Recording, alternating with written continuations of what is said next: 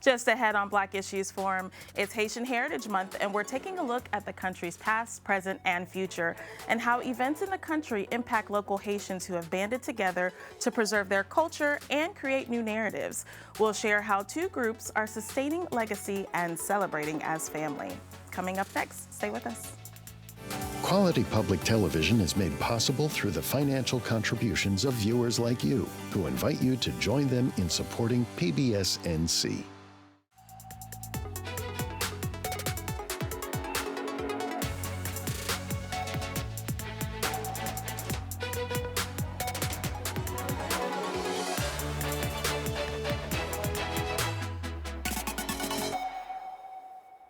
Welcome to Black Issues Forum. I'm your host, Kenia Thompson.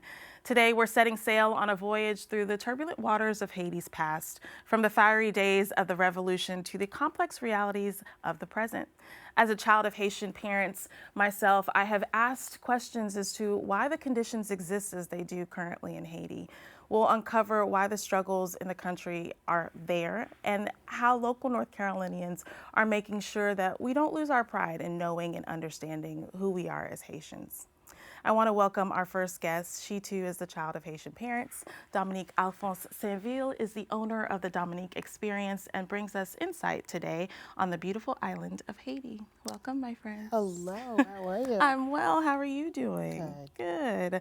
You know, there's a lot to unpack when we talk about Haiti's history, and obviously we don't have all that time today. Absolutely. But as briefly as you can, keeping into perspective Haiti's timeline from the revolution to today, let's talk about some of those influencing factors and how they've played a role.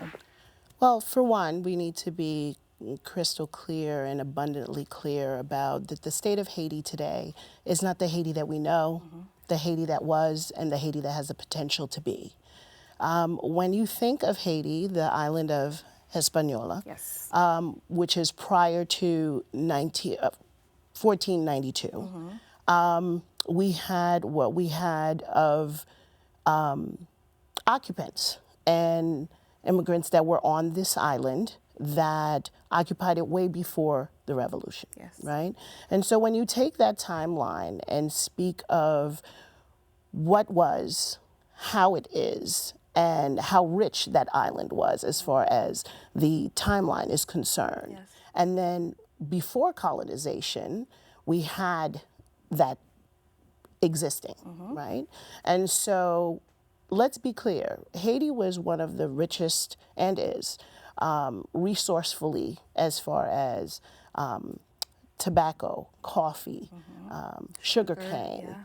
So we understand that it is because of the richness of its resources that it was always a target place. Gold, too, was one of the resources. Absolutely. Still is today. Still is today. Yeah.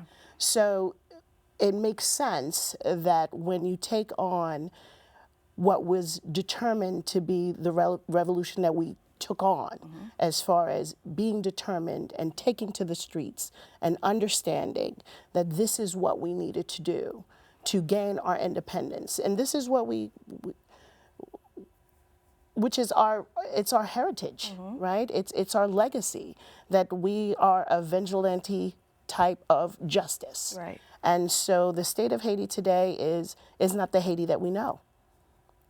And to be clear, you know, we weren't the first group to try to gain independence. We were not. Unfortunately, though, we find that Haiti had the most slaves. I think it was something like 500,000 slaves Correct. that were on that island. And that little part of the island, right? Because as we know, Hispaniola today is DR, Dominican Republic, Correct. and Haiti.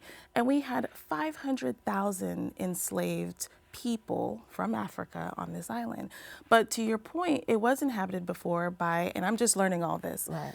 Native Americans, Right. Indians, Taino. right? Right. And so when we think about the coups that happened, right, the overtaking of our enslavers, it happens gradually across the country. That is correct.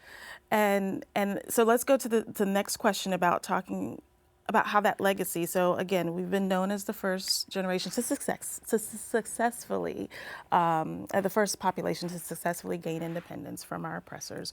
But we've almost been paying a price for that ever since. Absolutely, you've been paying a price because, as we mentioned, resourcefully, you are the richest island, Caribbean island. And so it created this need to always dwell there, to always, let's be for real, you don't throw rocks at a tree that doesn't have fruit.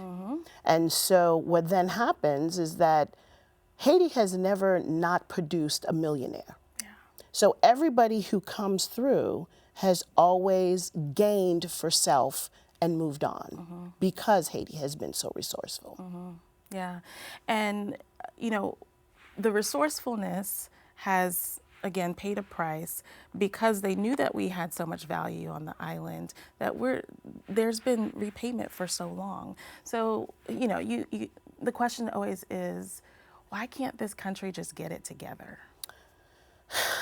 Because the paralyzation has always been something that is gained from political gain. So everybody comes for self and never for the country, which goes back to the history that when we actually did bind together, when we actually did take to the streets with resilience and determination and fight, we were able to gain what we stand on today, that we were the first to gain the independence. But when you have the narrative now that everybody comes in only for self gain, it's an ongoing well, right? So it's, even when we say coupe tete boule kai, that's an understanding that we have to find a way to gain this independence again.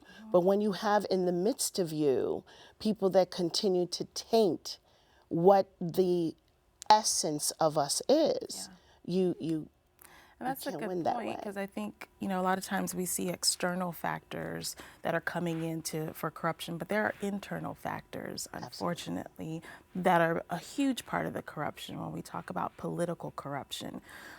That's been a long-standing thing since Aristide, probably, right? Absolutely. And that was in the 90s. So Or you could even go as back as Jean-Jacques Dessalines? Duvalier. Duvalier, yeah. Do you understand? You can even go as far back as that, because he led the country under a regime of dictatorship. Yeah. So when you speak of that, the corruption has always been there, but the people always had a spirit of fight. Now that you have this ongoing corruption, now they're tainting the spirit of the people as well. And that's why I say that the state of the country does not reflect the country that we know, the country that used to be, and the country that has the potential to be what it always was supposed to be. Well, I think what's discouraging for me is seeing people flee and leave because, I mean, they're afraid. Absolutely. And let's be clear, as students to the craft, I should say, as two of parents of originally, I don't know about you, but I've always heard my parents say, I came here to build, to gain, to give you your wings, but I will always go home. So it becomes very saddened when you realize that your parents are unable to go home. Because let's be honest, home is where it's at. Right? And I don't know about your parents or, you know, when they were here with us, but there's a piece of them that seems to be missing. Absolutely. Right? Because I think what people don't understand always, and growing up as a child of Haitian immigrants, there's always a pride instilled in me, even though I never experienced any of it. Absolutely. I've never been to Haiti, unfortunately. But there was a pride that was passed down because there was this resilience that was just birthed into us. Absolutely. As a result of everything that they were taught and believed to be. And I think to see a nation crumble as devastatingly as it's crumbling is disheartening. And unfortunately, I don't know that everyone in America or other countries see the resilience, because all media has ever portrayed of us is negativity. And that's what's extremely disheartening, because anytime you have, again, the two of us who have never been to Haiti, but even generations down, I am a mother of 6. All of them know their language, they know their foods, they know their culture, they know who they are, they know where their grandparents are from. Whenever you have that kind of resiliency, whenever you have that kind of seeding and nurturing and feeding, it's clear that it is a nation that has plenty to offer, have always had plenty to offer, and continues to seed. But what's disheartening is that what you're seeing and portraying now, that strength, that resilience, that fight, that love, that beauty is not exposed. No. Well, and unfortunately, we see other cultures that hold on to who they are so tightly. And while we are holding on, I don't know that that's a common thing for many Haitians to trickle down Creole, the language, right? To trickle down the food and the traditions, because again, we've been told that we weren't enough. Absolutely. And so why would you want to carry this down? Well, it's just with the colonization. What happened was we were taught to adapt or adopt, I should say, this culture that wasn't ours. Right. However, when you speak of the essence of us, that's where that vigilante fight came from. That's where that justice came from. So it is still within. And I don't know how quickly or how well that we can continue to do this and keep it, but I have extreme hope. I have extreme faith that it will, because again, here we are, we didn't have to, but we do. Yeah, and I keep asking myself the question, what can I do? You know, and I think a lot of locals, and we'll talk to Dafney a little bit later about what we're locally trying to do to bring unity. But when we look at recovery aid or aid that's being given to other countries, and I know that there's been aid across the years given to Haiti, it just feels like, what else can partnering countries and communities do? Is there anything that can be done in your opinion? I think it starts with home first. And so, as you said, we're going to talk to Dafney soon, where there needs to be understanding, a full education on what we were, what we continue to be, and to keep the heritage alive, to keep our legacy alive. There is so much as far as that goes far beyond just waving our flag, and understanding that as long as we reach one, teach one, because teaching is extremely important. So once you are educated on who you are, whose you are, what you are, then you are able to, again, in every place that we are in, to seed that within community.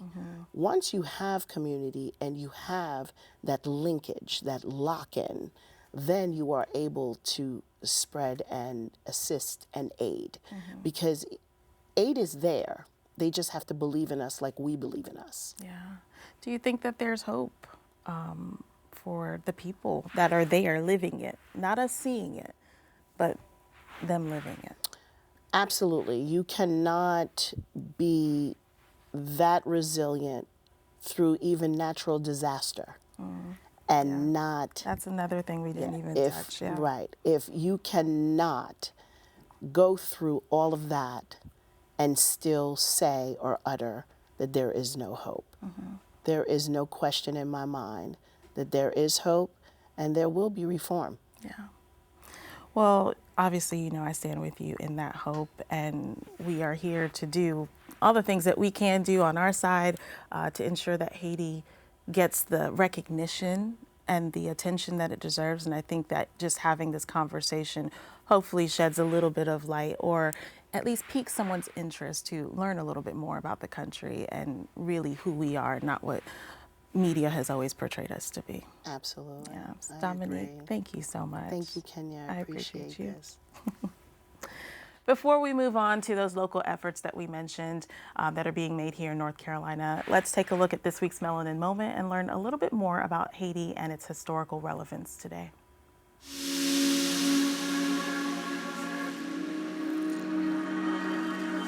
In the crucible of the colonial exploitation, a spirit of resistance brewed.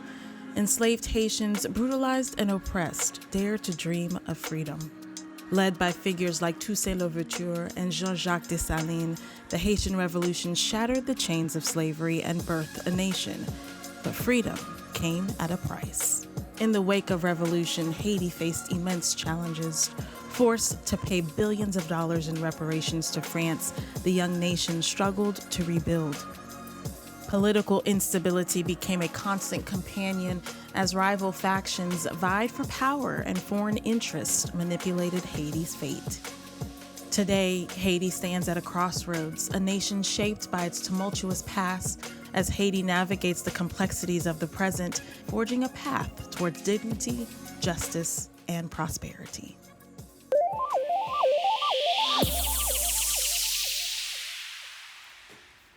Well, as we continue the conversation in honor of Haitian Heritage Month, we're finding connections that are closer to home than we thought.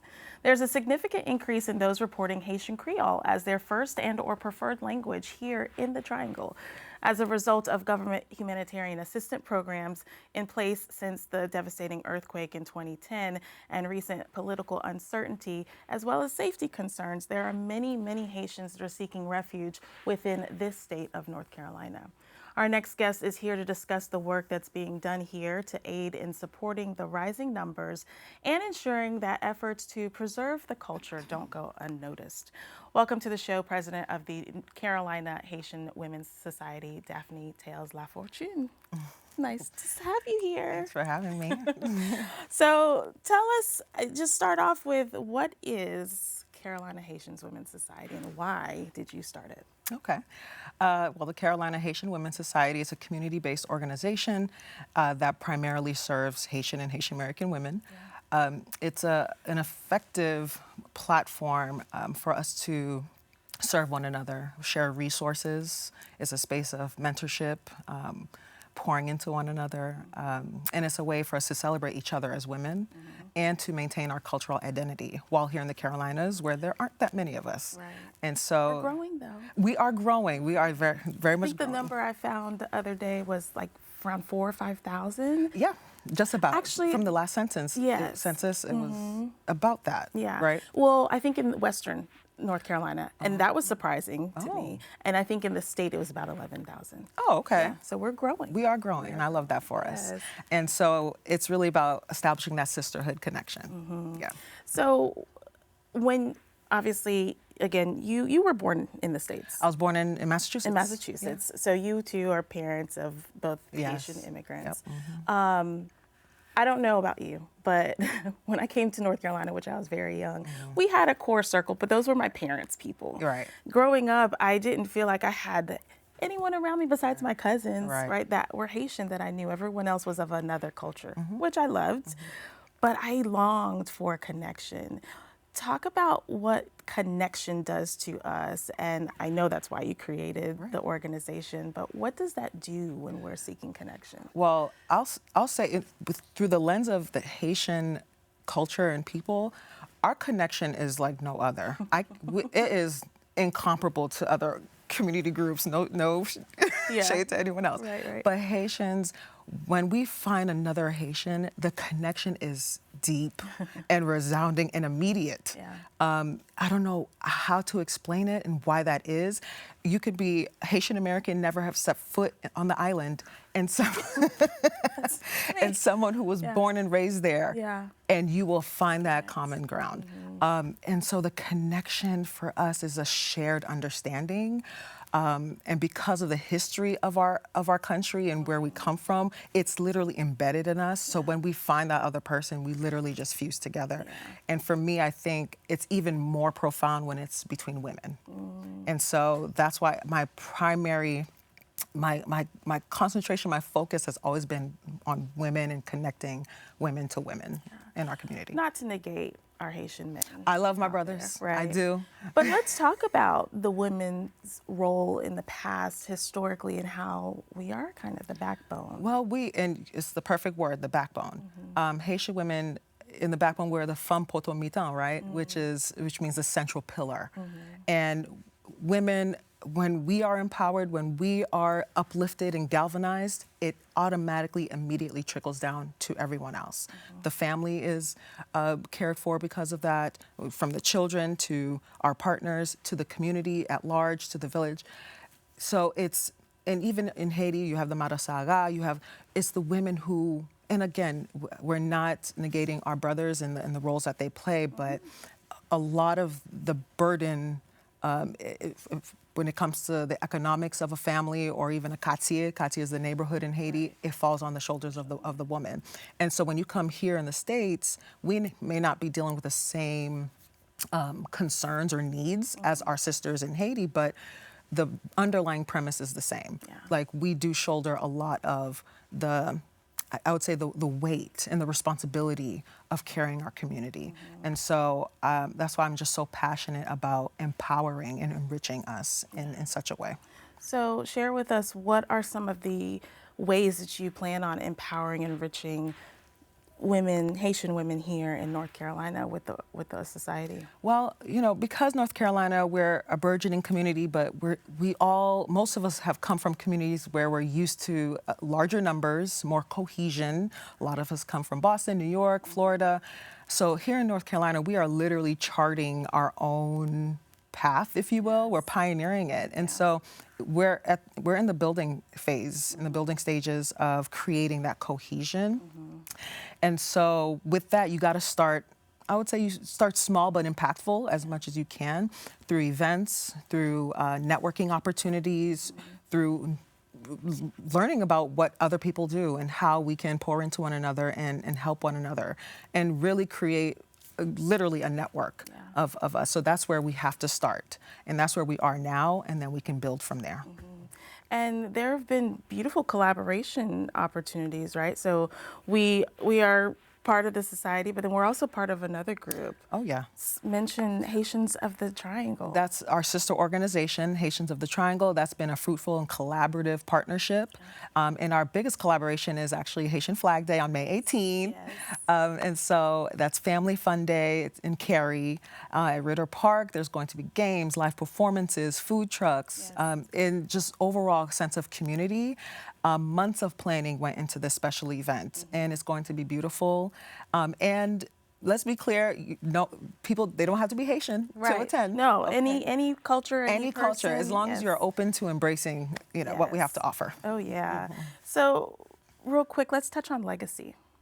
Right, we both have children, and even Dominique talked about passing down who we are to them.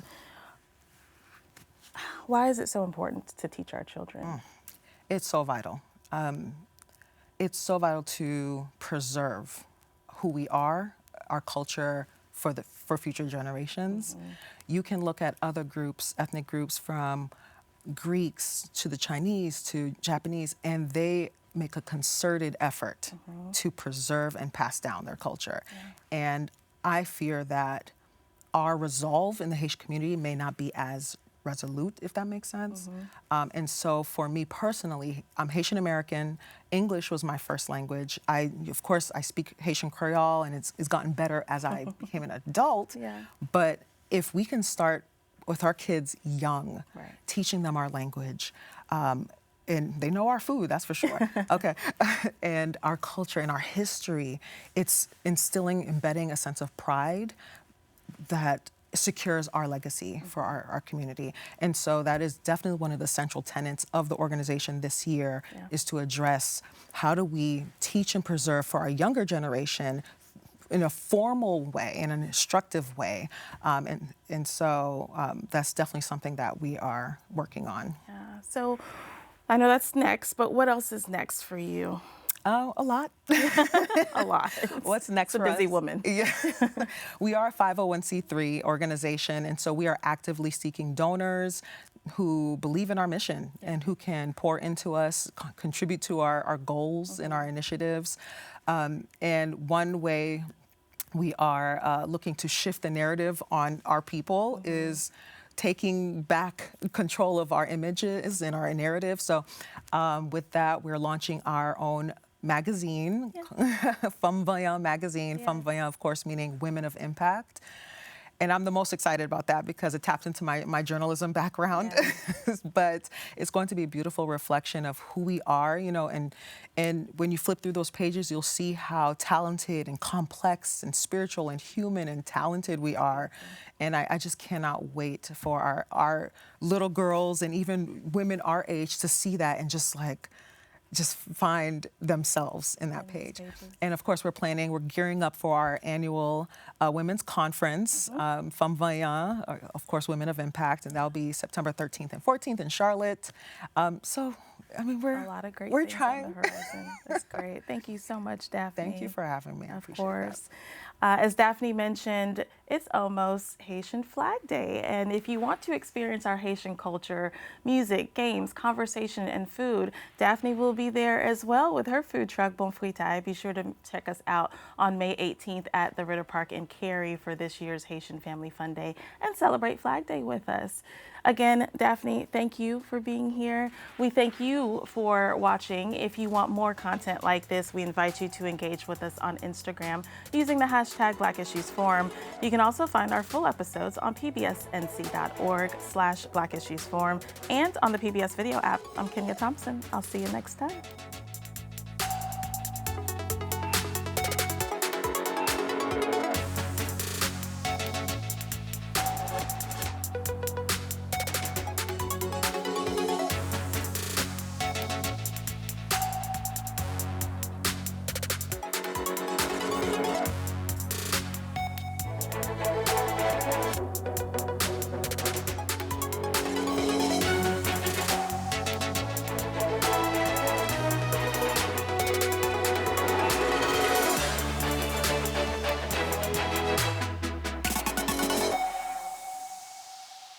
Quality public television is made possible through the financial contributions of viewers like you, who invite you to join them in supporting PBS NC.